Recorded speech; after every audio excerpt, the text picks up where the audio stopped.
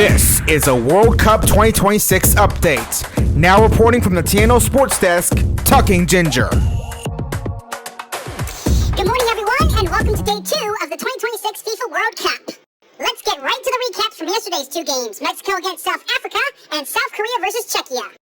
Mexico's misery in World Cup opening games was finally ended as they secured a 2-0 win over Africa at the Estadio Azteca in a match featuring 3 red cards. The co-hosts had been involved in 7 matches with either alone or jointly open previous tournaments, but had won none of them. They put that right at the 8th attempt, however, as goals from Julian Gomez and Fulham's Raul Jimenez in either half gave them a victorious start against the South Africa side, who finished with 9 men. Cesar Monte's dismissal in stoppage time took some of the shine off an otherwise upbeat afternoon.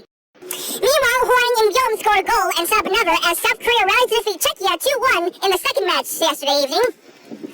After a lackluster first half in which both teams were jeered as they left the field, Czechia took a lead in the 59th minute on the header by Captain Laszlo Krejci. South Korea equalized in the 67th when Hwang scored after faking a shot for a risky booth to clear 2 Czech players. He then made the cross from the right flank for Oh Hyun-gil's decisive strike, in the 80th in a match played in front of hundreds of empty seats at Guadalajara Stadium. And that leads us to today's schedule with 2 games on tap, Canada against Bosnia and Herzegovina and the United States against Paraguay.